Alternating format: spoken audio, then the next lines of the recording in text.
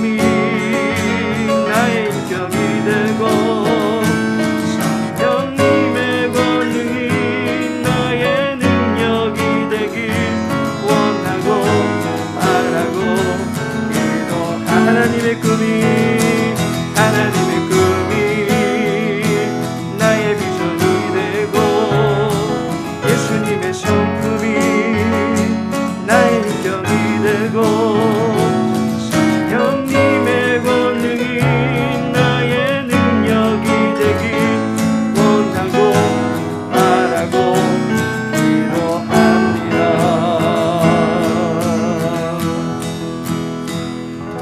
다같이 묵도드리심으로 3일 예배 하나님께 올려드리겠습니다.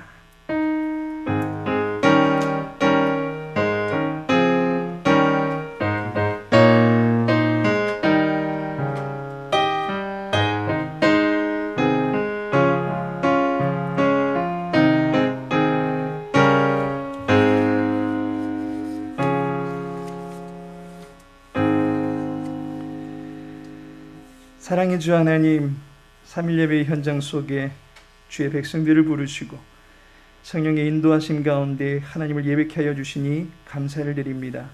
주의 백성들을 긍휼히 여겨주시고 모든 이들에게 귀한 사랑을 베풀어 주시어서 막히고 억눌린 삶의 모든 문제들을 해결받고 돌아갈 수 있는 복된 시간 되게 하옵소서. 예수님의 이름으로 기도합니다. 아멘. 찬송가 93장입니다.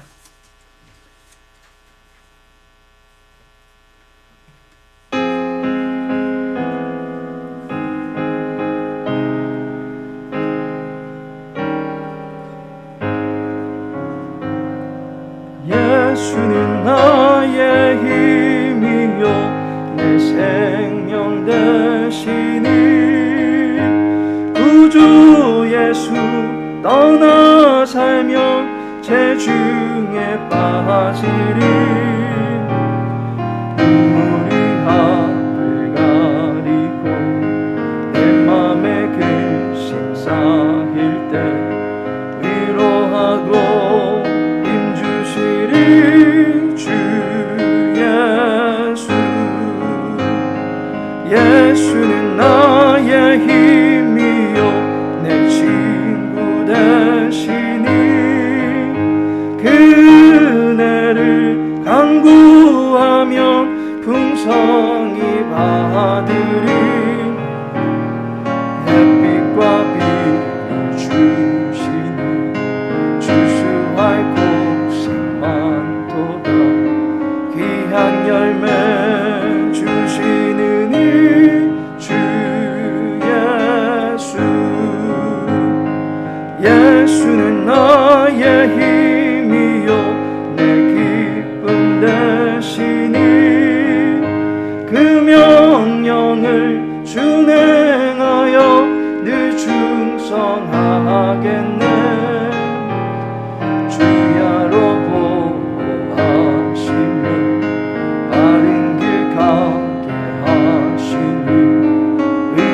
하고 따라가리 주 예수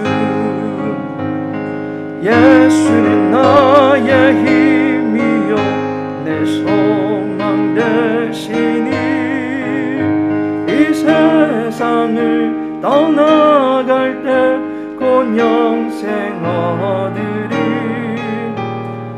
한없는 복을 주시고 영원한 기쁨 주시니 나의 생명 나의 기쁨 주 예수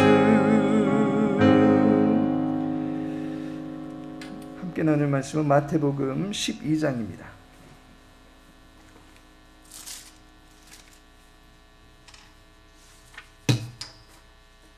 마태복음 12장 50절 말씀입니다.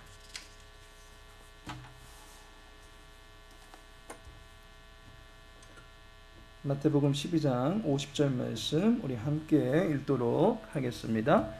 누구든지 하늘에 계신 내 아버지의 뜻대로 하는 자가 내 형제요 자매요 어머니니라 하시더라. 아멘.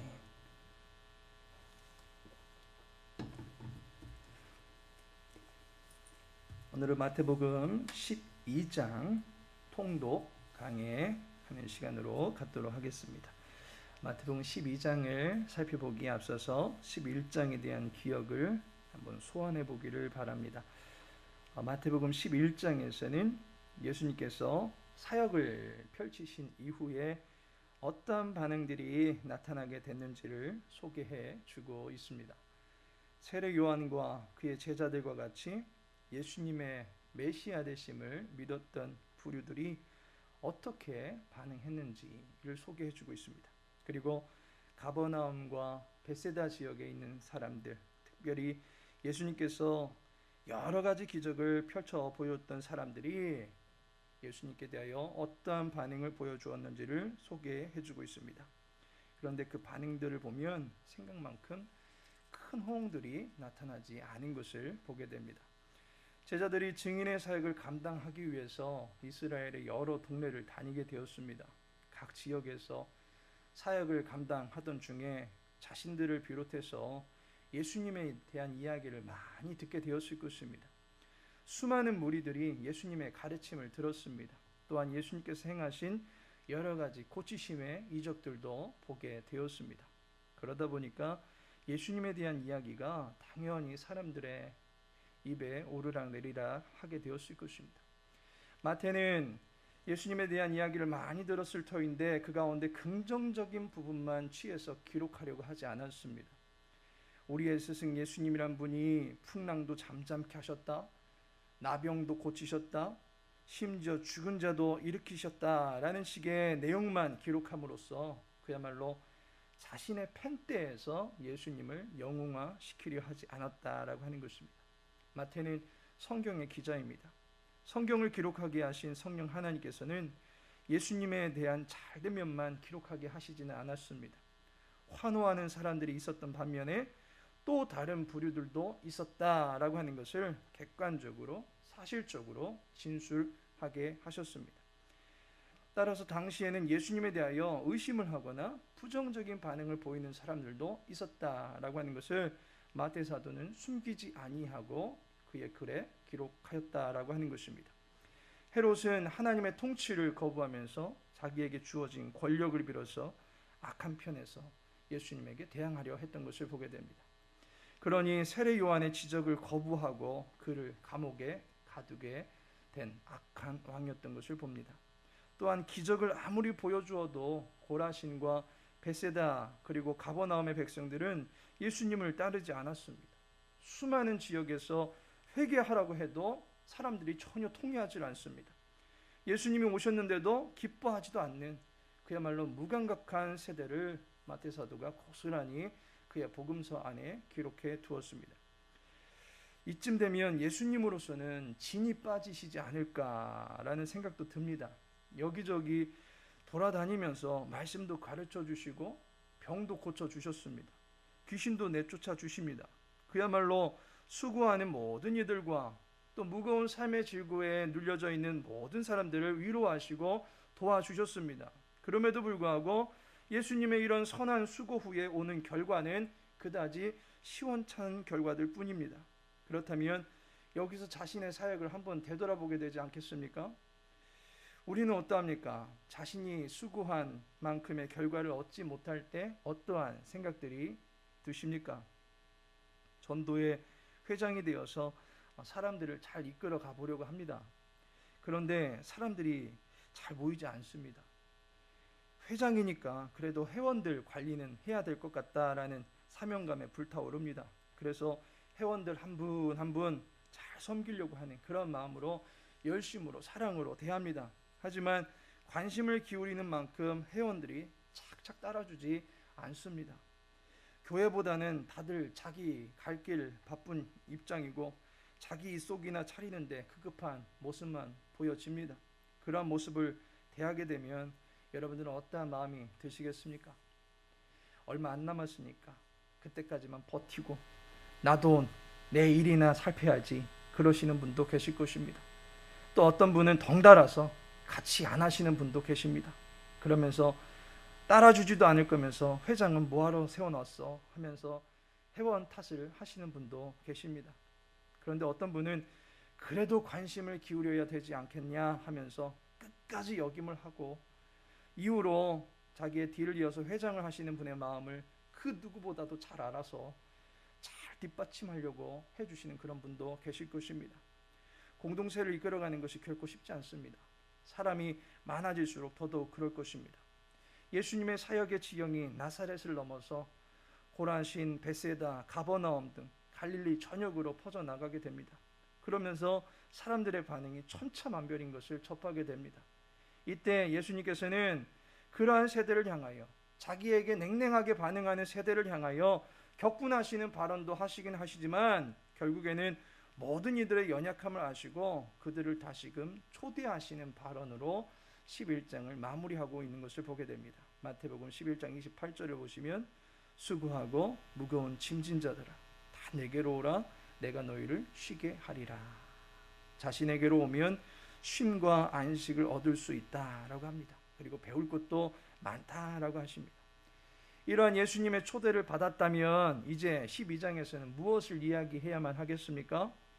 우리를 오라 하시는 예수님이 과연 어떠한 분이신가, 그리고 그분에게로 가면 어떻게 되는가 라고 하는 것을 말해 주어야 되지 않겠습니까? 그 내용이 12장과 13장에서 다루어지게 됩니다. 12장에서는 예수님은 어떠한 분이신가, 그리고 13장에서는 예수님은 어떠한 일을 하시는가 라는 내용을 다루고 있습니다. 마태복음 12장에서 수동적이든 능동적이든 여러 가지 일들로 고충을 안고 살아가는 인생들에게 예수님은 과연 어떠한 분이시길래 모든 인생들을 초대하고 계시는가 알아볼 수 있게 됩니다. 마태복음 이 12장을 펴시고 한번 예수님은 어떤 분이신가 유심히 살펴보시기를 바라겠습니다. 12장을 우리 한 절씩 같이 통독하도록 하겠습니다. 그때에 예수께서 안식일에 밀밭 사이로 가실새 제자들이 시장하여 이삭을 잘라 먹으니 바리새인들이 보고 예수께 말하되 보시오 당신의 제자들이 안식일에 하지 못할 일을 하나이다. 예수께서 이르시되 다윗이 자기와 그 함께한 자들이 시장할 때에 한 일을 읽지 못하였느냐. 그가 하나님의 전에 들어가서 제사장 외에는 자기나 그 함께한 자들이 먹어서는 안 되는 진설병을 먹지 아니하였느냐. 또 안식일에 제사장들이 성전 안에서 안식을 범하여도 죄가 없음을 너희가 율법에서 읽지 못하였느냐. 내가 너희에게 이르노니 성전보다 더 큰 이가 여기 있느니라. 나는 자비를 원하고 제사를 원하지 아니하노라 하신 뜻을 너희가 알았더라면 무지한 자를 정죄하지 아니하였으리라. 인자는 안식일의 주인이니라 하시니라. 거기에서 떠나 그들의 회당에 들어가시니 한쪽 손 마른 사람이 있는지라. 사람들이 예수를 고발하려 하여 물어 이르되 안식일에 병 고치는 것이 옳으니까. 예수께서 이르시되 너희 중에 어떤 사람이 양 한 마리가 있어 안식일에 구덩이에 빠졌으면 끌어내지 않겠느냐. 사람이 양보다 얼마나 더 귀하냐. 그러므로 안식일에 선을 행하는 것이 옳으니라 하시고 이에 그 사람에게 이르시되 손을 내밀라 하시니 그가 내밀매 다른 손과 같이 회복되어 성하더라. 바리새인들이 나가서 어떻게 하여 예수를 죽일까 의논하거늘 예수께서 아시고 거기를 떠나가시니 많은 사람이 따르는지라. 예수께서 그들의 병을 다 고치시고 자기를 나타내지 말라 경고하셨으니 이는 선지자 이사야를 통하여 말씀하신 바 보라 내가 택한 종 곧 내 마음에 기뻐하는 바 내가 사랑하는 자로다. 내가 내 영을 그에게 줄 터이니 그가 심판을 이방에 알게 하리라. 그는 다투지도 아니하며 들레지도 아니하리니 아무도 길에서 그 소리를 듣지 못하리라. 상한 갈대를 꺾지 아니하며 꺼져가는 심지를 끄지 아니하기를 심판하여 이길 때까지 하리니 또한 이방들이 그의 이름을 바라리라 함을 이루려 하심이니라. 그때에 귀신 들려 눈 멀고 말 못하는 사람을 데리고 왔거늘 예수께서 고쳐주시매 그 말 못하는 사람이 말하여 보게 된지라. 무리가 다 놀라 이르되 이는 다윗의 자손이 아니냐 하니 바리새인들은 듣고 이르되 이가 귀신의 왕 바알세부를 힘입지 않고는 귀신을 쫓아내지 못하느니라 하거늘 예수께서 그들의 생각을 아시고 이르시되 스스로 분쟁하는 나라마다 황폐하여질 것이요 스스로 분쟁하는 동네나 집마다 서지 못하리라. 만일 사탄이 사탄을 쫓아내면 스스로 분쟁하는 것이니 그리하고야 어떻게 그의 나라가 서겠느냐. 또 내가 바알세부를 힘입어 귀신을 쫓아내면 너희의 아들들은 누구를 힘입어 쫓아내느냐. 그러므로 그들이 너희의 재판관이 되리라. 그러나 내가 하나님의 성령을 힘입어 귀신을 쫓아내는 것이면 하나님의 나라가 이미 너희에게 임하였느니라. 사람이 먼저 강한 자를 결박하지 않고서야 어떻게 그 강한 자의 집에 들어가 그 세간을 강탈하겠느냐. 결박한 후에야 그 집을 강탈하리라. 나와 함께 아니하는 자는 나를 반대하는 자요 나와 함께 모으지 아니하는 자는 해치는 자니라. 그러므로 내가 너희에게 이르노니 사람에 대한 모든 죄와 모독은 사하심을 얻되 성령을 모독하는 것은 사하심을 얻지 못하겠고, 또 누구든지 말로 인자를 거역하면 사하심을 얻되 누구든지 말로 성령을 거역하면 이 세상과 오는 세상에서도 사하심을 얻지 못하리라. 나무도 좋고 열매도 좋다 하든지 나무도 좋지 않고 열매도 좋지 않다 하든지 하라. 그 열매로 나무를 아느니라. 독사의 자식들아, 너희는 악하니 어떻게 선한 말을 할 수 있느냐. 이는 마음에 가득한 것을 입으로 말함이라. 선한 사람은 그 쌓은 선에서 선한 것을 내고 악한 사람은 그 쌓은 악에서 악한 것을 내느니라. 내가 너희에게 이르노니 사람이 무슨 무익한 말을 하든지 심판날에 이에 대하여 신문을 받으리니 네 말로 의롭다함을 받고 네 말로 정죄함을 받으리라. 그때의 서기관과 바리새인 중 몇 사람이 말하되 선생님이여 우리에게 표적 보여주시기를 원하나이다. 예수께서 대답하여 이르시되 악하고 음란한 세대가 표적을 구하나 선지자 요나의 표적밖에는 보일 표적이 없느니라. 요나가 밤낮 사흘 동안 큰 물고기 뱃속에 있었던 것 같이 인자도 밤낮 사흘 동안 땅속에 있으리라. 심판 때에 니느웨 사람들이 일어나 이 세대 사람을 정죄하리니 이는 그들이 요나의 전도를 듣고 회개하였음이거니와 요나보다 더 큰 이가 여기 있으며, 심판 때에 남방 여왕이 일어나 이 세대 사람을 정죄하리니 이는 그가 솔로몬의 지혜로운 말을 들으려고 땅 끝에서 왔음이거니와 솔로몬보다 더 큰 이가 여기 있느니라. 더러운 귀신이 사람에게서 나갔을 때에 물 없는 곳으로 다니며 쉬기를 구하되 쉴 곳을 얻지 못하고 이에 이르되 내가 나온 내 집으로 돌아가리라 하고 와 보니 그 집이 비고 청소되고 수리되었거늘 이에 가서 저보다 더 악한 귀신 7을 데리고 들어가서 거하니 그 사람의 나중 형편이 전보다 더욱 심하게 되느니라. 이 악한 세대가 또한 이렇게 되리라. 예수께서 무리에게 말씀하실 때에 그의 어머니와 동생들이 예수께 말하려고 밖에 섰더니 한 사람이 예수께 여짜오되 보소서 당신의 어머니와 동생들이 당신께 말하려고 밖에 서 있나이다 하니, 말하던 사람에게 대답하여 이르시되 누가 내 어머니며 내 동생들이냐 하시고 손을 내밀어 제자들을 가리켜 이르시되 나의 어머니와 나의 동생들을 보라. 누구든지 하늘에 계신 내 아버지의 뜻대로 하는 자가 내 형제요 자매요 어머니니라 하시더라. 아멘. 마태복음 12장에서는 예수님의 정체를 크신 분이다 라고 소개해주고 있습니다. 6절과 41절 그리고 42절에서는 예수님을 가리켜서 크신 분이다 라는 공통된 말로 소개해주고 있는 것을 보게 됩니다. 마태복음 12장의 구조가 화면에 보이는 것과 같습니다. 이스라엘 백성들에게 있어서 크게 여겨지는 것 또는 인물이 있습니다. 마치 빨갛다 하면 사과가 떠오르고 높으면 백두산이 생각이 나고 빠르면 비행기라고 생각하게 되는 것과 같습니다. 이스라엘 백성들에게 크다라고 하면 여기서 언급한 비교 대상들이 먼저 떠오르게 된다라고 하는 것입니다. 그 첫 번째가 성전보다 크시니라고 하는 것입니다. 가장 먼저 성전이 이스라엘 백성들에게는 큰 것입니다. 그곳은 하나님의 집입니다. 그래서 이 집을 가리켜서 큰 집이다라고 말합니다. 왜냐하면 크신 하나님께서 거처를 정하신 곳이기 때문입니다. 역사상 최초의 성전이라고 볼 수 있는 솔로몬 성전의 경우에는 사실 다윗성보다 그 규모가 작습니다. 왕이 거하는 궁, 곧 왕의 집이 더 큰 집으로 보여집니다. 그럼에도 불구하고 성전이 큰 집이 될 수 있는 이유는 하나님이 크신 분이시고 또한 그곳에서 이루어지는 일들이 큰 일이기 때문이고 또한 그 집의 유효함이 영원하기 때문에 큰 집이 되는 것입니다. 성전은 만민이 기도하는 집이고 또 만민을 위하여 기도하는 또 만민을 위하여 일하는 집입니다. 그리고 하나님은 영원히 계시기 때문에 그분의 자리는 영원한 것입니다. 그래서 성전을 큰 집이다. 이스라엘 백성들은 그렇게 인식을 하고 있는 것입니다. 그런데 예수님께서 6절에 말씀하시기를 내가 너희에게 이르노니 성전보다 더 큰 이가 여기 있느니라 라고 말씀하고 있습니다. 지금 예수님께서 성전보다 더 큰 그 무엇이 여기에 있다라고 말씀하고 계십니다.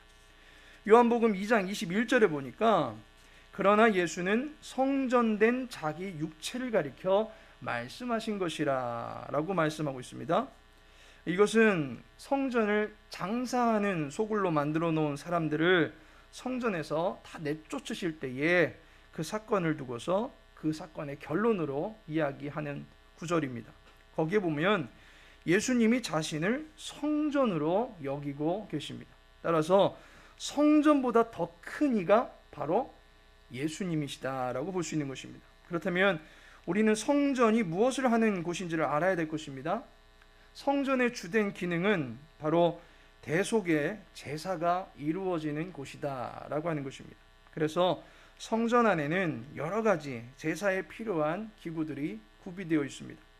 그곳에서 제물을 잡고 제물을 씻고 제물을 불사르고 불사른 제물들로부터 나오는 재를 치우기까지 모든 도구들이 성전 안에 준비되어 있습니다. 그리고 이 일을 주로 감당하는 사람이 제사장입니다. 제사장은 성전에서 모든 일을 관장하는 사람입니다. 따라서 예수님이 자신이 이 성전보다 더 큰 사람으로서 더 큰 제사의 일을 감당해 나가는 큰 제사장이다라는 것을 소개해 주고 있는 것입니다. 두 번째로는 요나보다 크신이다 라고 소개를 하고 계십니다. 예수님께서 자신을 요나보다 더 큰 사람이라고 소개합니다. 그래서 41절을 보시면 심판 때에 니느웨 사람들이 일어나 이 세대 사람을 정죄하리니 이는 그들이 요나의 전도를 듣고 회개하였음이거니와 요나보다 더 큰 이가 여기 있으며 라고 말씀하고 있습니다. 성경책에 이게 색깔로 구분되어 있는 분들은 아시겠지만 이 말씀은 붉은색으로 되어 있어서 예수님께서 하신 말씀입니다. 예수님께서 요나보다 더 큰 이가 여기 있다라고 직접 말씀하신 것입니다. 그런데 더 큰 이가 누구를 가리키는 것이겠습니까? 앞서 말씀하신 성전보다 큰 이와 동일하게 예수님 자신을 두고서 그렇게 말씀하고 계시는 것입니다.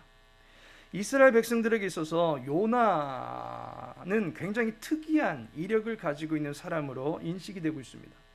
우선은 그의 사역의 지경이 매우 독특합니다. 이스라엘 지경을 넘어선 넓은 지역에서 사역을 감당한 사람이다라는 것입니다. 사역의 범위가 큽니다. 요나라는 사람이 어떤 사람입니까? 선지자입니다. 여호와의 말씀을 맡아서 그 말씀을 전하는 사명을 갖고 있던 선지자입니다. 그런 그가 선지 사역을 감당하는데 그 사역을 감당하는 곳이 특이했다라는 것입니다. 이스라엘이 아닙니다. 우리가 잘 아는 이사야 선지자는 남유다 왕실을 들락달락하면서 말씀을 전했던 선지자입니다. 또 예레미야 선지자도 이사야 선지자가 죽은 후에 남유다에 등장해서 너희들 그러면 하나님께서 너희들 심판한다, 너희들 심판받는다, 그러다 우리 포로로 끌려간다 라고 하는 그런 메시지를 계속적으로 전했던 사람입니다. 엘리야 선지자, 엘리사 선지자 다 북이스라엘에서 말씀을 전했던 선지자입니다. 선지자라고 하는 대개의 사람들이 이스라엘 백성들을 향해서 말씀을 전하는 것을 보게 됩니다. 이방 족속을 향해서 예언의 말씀을 전하는 경우는 있다 할지라도 대개는 이스라엘과 유다 내에서 그 이방국들을 향하여 경고의 소리를 전할 뿐입니다. 그런데 요나 선지자는 어떠했냐면 이방국에 직접 가서 말씀을 전하게 됩니다. 요나 1장 2절 보니 너는 일어나 저 큰 성읍 니느웨로 가서 그것을 향하여 외치라. 그 악독이 내 앞에 상달되었음이니라 하시니라. 니느웨에 직접 가야만 합니다. 니느웨는 메소포타미아 북쪽에 위치한 아수르 민족의 수도입니다. 당시로서는 대국입니다. 더 정확하게 말하면 이스라엘 민족의 대적입니다. 그런데 그 적국에 가가지고 말씀을 전합니다. 얼마나 담대한 선지자입니까? 그가 밟은 땅의 영역이 큰 땅입니다. 그리고 그가 전한 메시지가 이스라엘 경계선을 넘어서 이방에게까지 가서 널리 전파하게 되었습니다. 또한 물고기 뱃속에서 살아나게 되어지는 큰 기적도 경험한 선지자입니다. 말씀 전하라고 하나님께서 죽어도 살려놓는 그러한 선지자였던 것을 보게 됩니다. 이러한 선지자를 두고서 이제 더 큰 선지자가 여기 있다라고 예수님께서는 말씀하고 계시는 것입니다. 예수님이 자기 자신이 더 큰 선지자다라는 것입니다. 예수님은 이제 한 족속에게만 온 것이 아니라 세상에 오신 것입니다. 어둠의 땅에 오신 것입니다. 그리고 후일에 십자가에서 죽으시고 난 후에 부활하셔서는 자기의 몸을 통해 큰 기적을 보여주시는 분이십니다. 요나는 죽지 않고 건진받았지만 예수님은 죽었다가 살아나셔서 자기의 온몸으로 세상 앞에 말씀의 능력을 증거하신 분이십니다. 따라서 예수님이 더 큰 선지자다라고 말하고 있는 것입니다. 마지막으로 솔로몬보다 크신이다라고 말씀을 하고 계십니다. 예수님께서 자신을 두고서 솔로몬보다 크다. 그래서 42절에 보시면 심판 때에 남방 여왕이 일어나 이 세대 사람을 정죄하리니 이는 그가 솔로몬의 지혜로운 말을 들으려고 땅끝에서 왔음이거니와 솔로몬보다 더 큰 이가 여기 있느니라 라고 말씀하고 있습니다. 이스라엘 백성들에게 있어서 최고의 왕 하면 다윗입니다. 그런데 왕으로서의 사역을 보면 솔로몬이 매우 다양한 사역들을 감당했다라고 하는 것을 알게 됩니다.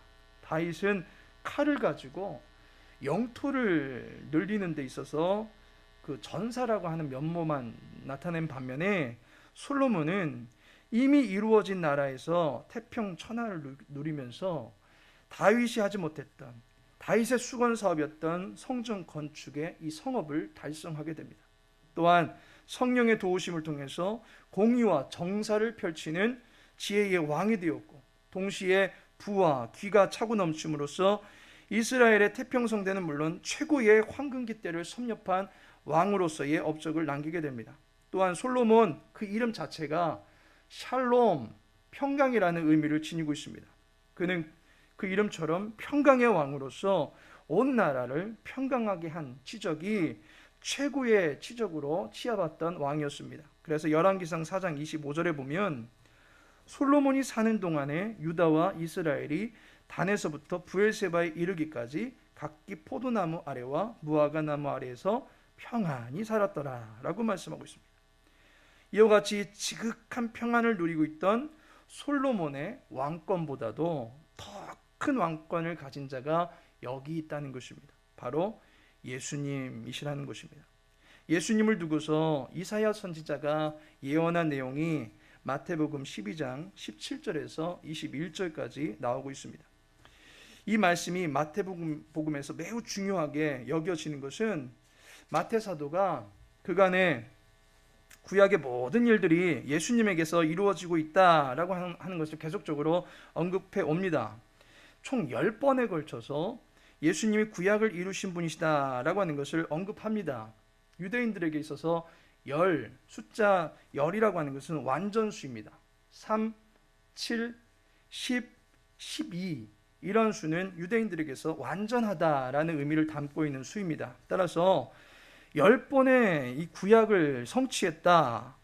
그로 말미암아 예수님께서 완벽하게 구약을 이루신 구약에서 예언되어진 메시아시다라고 하는 것을 보여주고 있는 것입니다. 그런데 그 10번의 구약 인용 중에서 오늘 우리가 읽은 마태복음 12장에서 예언이 제일 길게 나옵니다.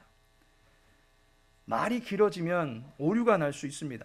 다 맞아도 어느 한 부분 맞지 않으면 지금까지 맞았던 모든 부분들이 다 무너져 버릴 수도 있습니다.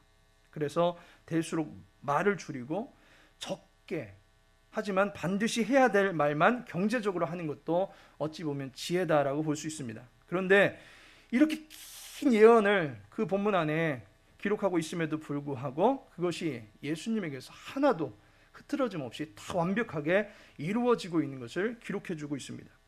그래서 우리는 이사야가 예언한 그 예언의 내용 중에서 3가지 정도만 한번 유심히 살펴보았으면 좋겠습니다. 첫째가 18절의 말씀입니다.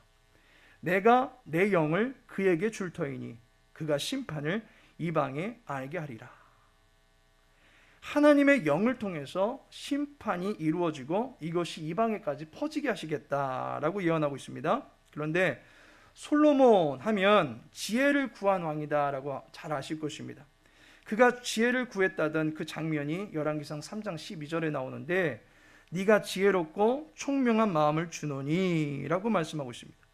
근데 여기서 지혜롭고 총명한 마음, 곧 여호와의 영이 그에게 임했다라고 볼 수가 있습니다. 그래서 이사야 11장 2절에 보시면 그의 위에 여호와의 영, 곧 지혜와 총명의 영이요 라고 말하고 있습니다.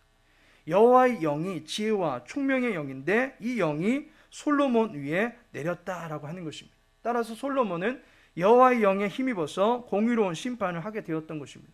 그런데 오늘 우리가 읽은 마태복음 12장 18절에 보니까 내가 내 영을 그에게 줄 터이니 그가 심판을 이방에 알게 하리라. 솔로몬에게 뿐만 아니라 예수님에게도 이 말씀이 그대로 이루어졌다라고 하는 것을 보게 됩니다. 두 번째로 보고 싶은 말씀은 20절의 말씀입니다. 상한 갈대를 꺾지 아니하며 꺼져가는 심지를 끄지 아니하기를 심판하여 이길 때까지 하리니 라고 말씀하고 있습니다. 솔로몬이 지혜롭고 총명한 마음을 받았을 때입니다. 그때 기괴한 사건 하나를 재판하게 됩니다. 바로 아이가 뒤바뀐 두 창기에 관한 재판이었습니다. 창기가 왕에게까지 나와서 재판을 받는다? 그런 일이 얼마나 되겠습니까? 지방법원에서 끝날 일이지 대법원까지 올 일은 아니었던 것입니다.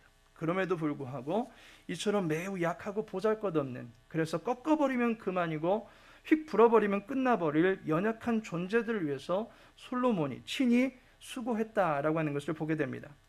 그런데 이것이 바로 예수님의 사역에서도 고스란히 드러나고 있습니다. 많은 이들이 접근할 수 없었던 나병, 그리고 하늘의 저주를 받았다고 보았던 맹인, 심지어 죽음의 강을 건너가 버려서 모든 이들이 애곡하던, 그래서 모든 기대감마저도 상실해버린 절망의 집에 찾아가셔서는 죽은 아이를 일으켜 세우시기까지 했던 것을 보게 됩니다. 꺼졌던 심지에까지 불을 지켜버리신 예수님이 이 말씀을 그대로 이루고 계시다라고 하는 것을 보게 됩니다. 마지막으로 21절에 보시면 또한 이방들이 그의 이름을 바라리라 함을 이루려 하심이니라 라고 말씀하고 있습니다. 솔로몬 시대 때도 대표적으로 스바 여왕이 솔로몬에게 찾아와서 그의 지혜를 듣고 감탄을 금하지 못합니다. 이 밖에도 수많은 이방 나라들에서 솔로몬을 만나기 위해서 또 그의 나라와 교류를 하기 위해서 여러 가지로 수고를 하게 되는 것을 보게 됩니다. 그런데 예수님 역시 솔로몬 못지않게 온 세상의 통치자가 되신 분이십니다. 따라서 솔로몬보다 더 큰 이가 여기 있다라고 말하는데 또 그 예언이 예수님에게 그대로 응하였다라고 하는데 이의가 없다라고 하는 것입니다. 하나님께서 사랑하시는 성도 여러분, 예수님이 어떤 분이십니까? 성전보다 큰 이입니다. 최고의 제사장으로서 대제사장이십니다. 그리고 요나보다도 큰 이입니다. 최고의 선지자입니다. 대선지자입니다. 또한 솔로몬보다도 큰 이입니다. 최고의 왕이십니다. 대왕 곧 만왕의 왕이십니다. 제사장이시고 선지자이시고 왕이신 예수님은 그렇다면 과연 누구십니까? 바로 기름 부음 받은 메시아시다라고 하는 것을 말해주고 있는 것입니다. 구약에서 어떤 사람이 이 세 가지 직분을 한 몸에 가지고 있었습니까? 누가 선지자이면서 왕이었습니까? 누가 왕이면서 제사장이었습니까? 심지어 누가 선지자요 제사장이면서 왕이었습니까? 아무도 없었습니다. 그런데 예수님은 이 세 가지의 직분을 자기의 한 몸에 갖추고 계신 최고의 기름 부음 받은 자, 곧 정통한 메시아시다라고 하는 것을 마태 사도가 말해주고 있는 것입니다. 앞서서도 말했지만 3이라고 하는 숫자는 완전수입니다. 세 개의 직분을 만족시키신 예수님이 그리스도이십니다. 또 다른 그리스도를 기다리시겠습니까? 지난주에 살펴본 것처럼 세례 요한처럼 우리도 또 다른 메시아가 있는 것인가? 라는 그런 의문을 가질 수도 있을 것입니다. 그러나 그러한 분은 전혀 없습니다. 가장 크신 분이 이미 역사적으로 오셨고 또한 지금도 살아 계시고 또한 먼 훗날에 이 땅에 재림하실 것입니다. 우리는 크신 예수님을 기다리면서 그분의 통치를 기뻐하고 그분의 대속으로 자유하고 그분의 가르침으로 인해서 참 지혜를 얻고 참된 삶을 살아갈 수 있게 된 것입니다. 예수님만이 우리를 살리실 수 있는 분이십니다. 그분만이 우리에게 참된 안식을 베풀어 주실 수 있는 분이십니다. 주님만이 우리의 무거운 짐과 수고하는 모든 일들에 대한 값진 열매를 얻게 해주실 수 있는 분이십니다. 주님을 믿고 따라가는 성도가 결국 무엇이 되는 것입니까? 50절의 말씀 마지막으로 읽고 마치겠습니다. 50절의 말씀 우리 함께 읽겠습니다. 누구든지 하늘에 계신 내 아버지의 뜻대로 하는 자가 내 형제요 자매요 어머니이니라 하시더라. 예수님을 믿고 의지하는 여러분들이 바로 주님의 가족입니다. 주님께로 나아가 짐을 내려놓고 주님의 집에서 참된 쉼을 얻고 살아가실 수 있는 우리 광명창선교회 모든 믿음의 권속들 되시기를 예수님의 이름으로 축복합니다. 다 같이 기도합니다. 크고 높으신 주님의 권세를 찬양합니다. 우리의 죄를 도말하사 하나님과 우리 사이에 길을 내주신 대제사장이신 주님을 찬양합니다. 우리의 길을 열어주시사 하나님의 음성을 듣게 하시고 진리로 자유케 하시는 주님을 찬양합니다.